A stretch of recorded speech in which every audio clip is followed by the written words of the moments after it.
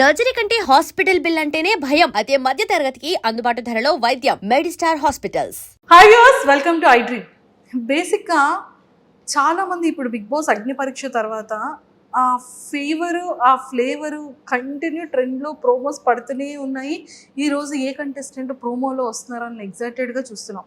అలాంటిది సడన్గా ఒక మన్మధుడు లాంటి ఒక ఆర్మీ ఆఫీసర్ వచ్చిన తర్వాత నిజంగా సెట్ అంతా కూడా ఒక కైండ్ ఆఫ్ హాట్గా మారింది. సో ఎందుకు అనేది మనం అందరం చూసాం కదా. సో వెయిట్ లిఫ్ట్ చేయగలరా అంటే శ్రీముఖి గారిని చూసే విధానంలోనే మనోడు ఎంత మన్మధుడు అనేది మనందరికీ అర్థమైపోయింది. సో అన్నిటికన్నా ముఖ్యంగా ఆర్మీ ఆఫీసర్ అనగానే పిన్ డ్రాప్ సైలెన్స్, ఆ డిగ్నిఫైడ్, అదంతా కూడా ఒక కైండ్గా మనం అనుకుంటూ ఉంటాం. బిగ్ బాస్ అంతా కూడా చాలా గందరగోళంగా ఉంటుంది. డిసిప్లైన్ అసలు ఉండదు. గొడవలు, కొట్లాట్లు ఇవన్నీ జరుగుతూ ఉంటాయి. అసలు ఈ డిసిప్లైన్కి, ఈ గజిబిజిగా ఉండే గందరగోళానికి ఎలా సెట్ అవుతాడో మనోడు అనేది నా క్వశ్చన్ మార్క్. సో ఇవన్నిటికీ క్లియర్ అవ్వాలి అంటే ముందు మన ఆర్మీలో ఉన్నటువంటి ఆ మన్మధుడిని బయటకు తీద్దాము. దాని తర్వాత మిగిలిన విషయాలు మాట్లాడదాం. హాయ్ పవన్ కళ్యాణ్ గారు, welcome to I dream. And first of all the very best. కదా, వెయిట్ ఎత్తుతారా? ఖచ్చితంగా. నేను లుక్ ఇవ్వలేదు. ఆన్ ఫేస్ ఉన్నారు కదా, ఇంక లుక్ ఇవ్వాల్సిన కళ్ళలో చూడాలి. మీరు నా కళ్ళలో తెలుస్తుంది. కళ్ళల్లో చూస్తే తెలుస్తుందా? నిజంగా ఒక్కటి మాత్రం ఎట్ ఓపెన్ చేసినా కూడా అదే కనబడుతుంది. అంటే పాపం ఆవిడ వెయిట్ ఎత్తగలరా అని అడిగితే శ్రీముఖి గారిని ఎత్తుతారా అన్నట్టు చూసారు. అంటే ఆవిడ అలాగే చూసారు, మొయ్యగలరా అన్నట్టు. అంటే మేబీ మొయ్యమంటారేమో, టాస్క్ ఇస్తారేమో అనుకో నేను అదే ఎక్స్పెక్ట్ చేశాను. సో సరే, ఇప్పుడు మనం అయిన తర్వాత నేను ఆల్మోస్ట్ దాదాపుగా 8లో ఉన్నాను అనమాట. 79 to 80. ఇప్పుడు అన్ని కేజెస్. ఇప్పుడు నన్ను వెయిట్ లిఫ్ట్ చేయాలి. డెఫినెట్లీ చేసేద్దాం. నో ప్రాబ్లం, దానికి ఏమైనా చేసేద్దాం. ఏమైనా ఒక డ్రమ్ అనుకుంటున్నారా ఇలా పట్టుకుని వెళ్ళిపోవడానికి? లిఫ్ట్ చేసేస్తా. అమ్మాయిలు సున్నితంగా హ్యాండిల్ చేయాలి మేడం. సున్నితంగా ఎలా ఇదేదో టాస్క్ నిజంగానే మనం వింటాము. సో మరి ఎలా లిఫ్ట్ చేస్తారో చూద్దాం. సో ఆ ఫేస్ లో ఎక్స్ప్రెషన్ ని క్యాప్చర్ చేయాలి నన్ను లిఫ్ట్ చేసేటప్పుడు. చూద్దాం, ట్రై చేద్దాం. ట్రై అంటున్నారేంటి? చేసేస్తారు అన్నారు కదా. చేసేద్దాం. మీకు తెలుస్తుంది కదా నా ఎక్స్ప్రెషన్, అది ట్రై చేద్దాం. చేసేద్దామా? చేస్తాను. నేను చేస్తాను. నన్ను మీరు మొయ్యరద్దులే, నేనే మోస్తాను. అదే చూస్తాను మరి. సూపర్. సో ఇండస్ట్రీ, యాక్టింగ్ అంటే ఇష్టం? చిన్నప్పటి నుండి చాలా ఎప్పటి నుంచి చిన్నప్పుడు ఎప్పుడు టీవీస్ చూసినా, ఏం చూసినా, పోస్టర్ చూసినా అవ్వాలి అంటే ఎప్పుడు నాకు mind minimum maturity age, minimum సినిమాలు చూసే ఏజ్ అంటే స్టాలిన్ సినిమా అన్నమాట, చిరంజీవి గారిది. ఆ స్టాలిన్ సినిమాలో పరారే టైటిల్ సాంగ్ ఉంటుంది. ఆ సాంగ్ స్టెప్ వేస్తూ తర్వాత ప్రభాస్ గారు ఏకనిర్జన స్టెప్ వేస్తూ అలా ప్రతిదానికి టైటిల్ సాంగ్స్ అనేది ఈ పెట్టుకొని నేను అలా ఇన్స్పైర్ అయిపోతుండేవాడిని అనమాట. పోస్టర్స్ చూసి ఇలా మనకు 100 days ఫంక్షన్ ఎప్పుడు అవుతుంటుంది, మొన్న అల్లర్జున్ గారు నేషనల్ అవార్డు వస్తుంది, ఇలా మనకి ఎప్పుడు వస్తుంది, ఇలా ట్రిపుల్ రామ్ చరణ్ గారిని చూసి ఎవరిని చూసినా, ఎన్టీఆర్ గారిని చూసినా, ఎవరిని చూసినా ఇలాంటి ఛాన్స్ మనకి ఎప్పుడు వస్తుంది, మనకి ఎప్పుడు అవకాశం వస్తుంది అని చాలా అనుకునేటండి. జాబ్ వచ్చేసింది. మరి ఇంకేం చేస్తా, స్టేజ్ మీద అతను పొరపాటున జాబ్ వచ్చేసిందంట. ఓకే, పొరపాటున అంటే ఓకే, నేను దానికి డెడికేషన్ గా ఒక 6 months సినిమా థియేటర్లు వాటికి వెళ్ళకుండా ఓకే డాడీ పంపించాడు కదా, ఓకే వీళ్ళు నా కోసం ఎంత కష్టపడ్డారు, నా ఫ్యామిలీ నాకు చిన్నప్పటి నుంచి ఓకే ఫైనాన్షియల్గా చాలా వీక్, మేము డాడీ చాలా ఫేస్ చేశారు, చాలా ఎదురు దెబ్బలు చాలా తగిలే. నాకు ఎంత చేసినా నాకు ఎక్కడ ఏవి తక్కువ చేయకుండా నాకు బెస్ట్ ఎడ్యుకేషన్ ఇప్పించాడు. సో అతని కోసం నేను నన్ను ప్రూవ్ చేసుకోవాలి, అతని కొడుకుగా నేనేం చేయగలను, తనకి ఈ మాత్రం హ్యాపీనెస్ నేను ఇవ్వాలి అని చెప్పి టఫ్గా నా ఇష్టాన్ని కూడా నేను పక్కన పెట్టి అతని కోసం నా డ్రీమ్ని, నా ప్యాషన్ని అన్ని పక్కన పెట్టి కష్టపడ్డాను. నాన్న కోసం డెఫినెట్గా నేను కష్టపడితే ఒక నేను ఇదే ఫిక్స్డ్ ఫీల్డ్ అనుకోలే, I want make him proud to serve India అని చెప్పేసి నేను వెళ్ళి ఒక ఛాన్స్ వచ్చింది, ఎగ్జామ్ రాశాను. ఆల్రెడీ ఫిజికల్గా మెంటల్గా అన్ని ఫిట్. నేను చిన్నప్పటి నుంచి 9th class నుండి నేను రన్నింగ్స్ కానీ స్పోర్ట్స్ కానీ అన్నీ చేస్తుంటాను. సో ఆ ఫిజికల్ ఫిట్నెస్ అలా ఉపయోగపడింది. అండ్ నేను స్పెషల్గా కోచింగ్ కూడా తీసుకున్నటువంటి గ్రౌండ్కి కానీ ఈ ఎగ్జామ్స్ కానీ దేనికైనా సరే నేను దీనికోసం కూడా కష్టపడ్డాను. కానీ ఎంత కష్టపడినా నాకు మినిమం హార్ట్లో ఎక్కడో గిల్ట్ ఉంటుంది కదా, ఓకే నాకు నచ్చింది నేను ఇంకా చేయట్లేదు కదా, ఇది ఓకే లక్. అందరికీ ఛాన్స్ రాదు కదండి. చాలా మంది చాలా కష్టపడతారు సర్వీస్లోకి వెళ్ళడానికి, ఇండియన్ ఆర్మీలోకి వెళ్ళడానికి. సో అందరికీ ఛాన్స్ రాదు.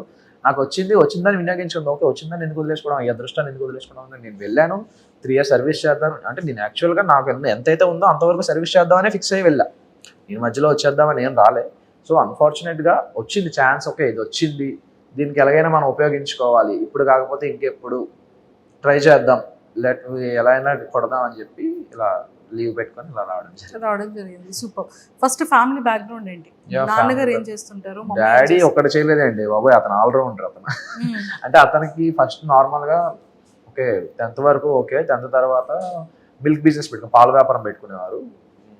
ఇక్కడ మాక్సిమం మన ఏరియాస్ అన్ని, మన వైజాగ్ విజయనగరం ఏరియాస్ అన్ని ఫార్మాస్యూటికల్ కంపెనీస్ కాబట్టి ప్రతి కంపెనీకి ప్రతి దానికి పాలు పెరుగు అన్ని సప్లై అనమాట. అప్పుడు చాలా బాగుంటుండే.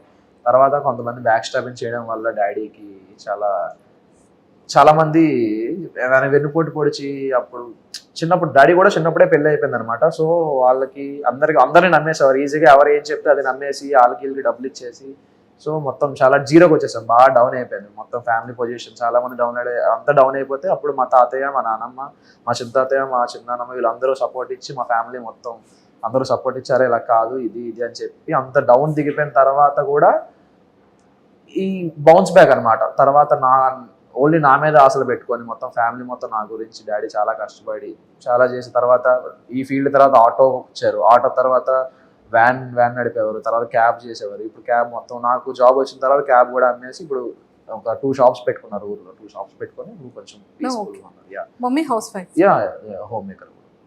Brother and sisters? బ్రదర్ ఉన్నాడండి, తను కూడా ఓకే పాలిటెక్నిక్ చేశాడు. పాలిటెక్నిక్ తర్వాత ఇప్పుడు డాడీకి హెల్ప్ఫుల్, ఇప్పుడు డాడీకి కూడా వయసు అవుతుంది కదా, సో డాడీకి సపోర్ట్ గా ఒక షాప్ దగ్గర మెయింటెనెన్స్ చేస్తుంటారు. 2 షాపులు ఉన్నాయి కాబట్టి. సో పుట్టి పెరిగింది చదువుకోవడం అంతా విజయనగరం? నేను పుట్టింది శ్రీకాకుళం డిస్ట్రిక్ట్ పైడి భీమవరంలో పుట్టాను. పెరిగింది ఇక్కడ ఆనందపురంలో పెరిగాను, వైజాగ్ దగ్గర. హాస్టల్లో చదువుకుంది కాకినాడ అనమాట.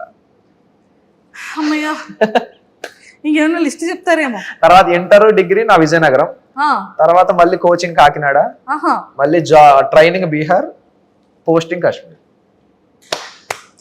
సో మొత్తానికి కాశ్మీర్. అమ్మో, గన్స్ అన్ని చాలా సేఫ్ అండ్ సెక్యూరే కదా? కాశ్మీర్ అంటే సుస్సు వచ్చేస్తుంది. మరేం చేయలేదు, తప్పదు మరి. సరే, డాడీకి ఆర్మీ అంటే ఇష్టమా?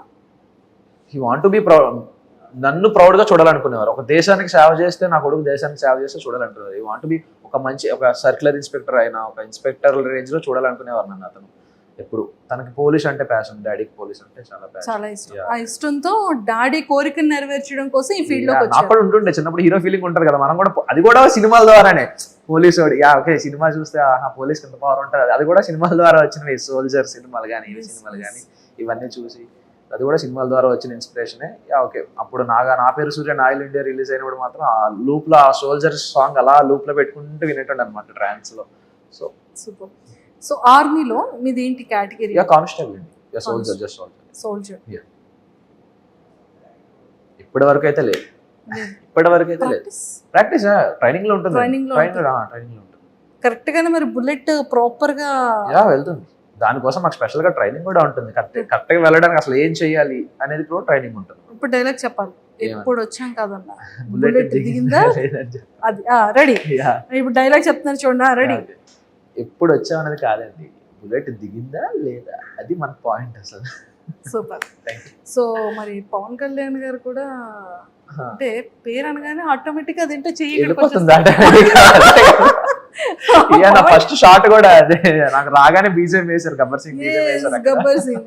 పవన్ కళ్యాణ్ గారు పేరు ఏంటి? రియల్ నేమేనా? దానికి మా బాబాయ్కి థ్యాంక్స్ చెప్పాలి. ఇక్కడ అనుకున్నారు కదా, మా బాబాయ్కి థ్యాంక్స్ చెప్పాలి. చిన్నప్పుడు పేరు పెడుతుంటే ఏం పేరు పెట్టాలి, ఏం పేరు పెడతారు అనుకుంటే పంతులు గారేమో పాతో పలికే పేరు పెట్టాలమ్మా అంటే పవన్ అని అన్నారు మా పెదనాన్న. మా బాబాయ్ ఏమో లేదు పవన్ కళ్యాణ్ అని పెట్టండి బాగుంటది హీరో. మీ బాబాయ్ గారి ఫేవరెట్ హీరో ఏమో? డెఫినెట్ గా మా బాబాయ్ die hard fan power star గారికి. అన్న కొడుకుని కూడా అలాగే చూడాలనుకున్నారు, మరి అదే దారిలోకి వచ్చేస్తున్నాడు కదా. సూపర్. సో మొత్తానికైతే ఇది చాలా బాగుంది. సో మీరు ఆర్మీకి వెళ్ళి ఎన్ని ఇయర్స్ అవుతుంది? నేను 23లో వెళ్ళాను. 24 ఈ లాస్ట్ ఇయర్, ఇప్పుడు 24 నవంబర్లో కాశ్మీర్ వెళ్ళాను. ఇంకా కాశ్మీర్లోనే చేస్తున్నాను. 25 ట్రైనింగ్ అంతా బీహార్లో అయింది. మధ్యలో ఎలక్షన్ డ్యూటీ కోసం కాదు పవన్ కళ్యాణ్ గారు, బీహార్ కూడా చాలా డేంజర్ అంటారు. Yeah Bihar danger, but training area కదా, సో నో ప్రాబ్లం, బయటికి ఎలా ఉండదు కదా. పర్లేదా? యా యా ఎక్కడ పడితే అక్కడే చేసేస్తారంట కదా. యా వాళ్ళు నక్సల్స్ ఎక్కువండి బీహార్లో. చాలా డేంజర్ ఏరియాలు తొక్కొచ్చారు మీరు. చాలా చాలా ఎన్నో చూసొచ్చాం, పడిపోయా అలాంటి విషయాల్లో. సూపర్.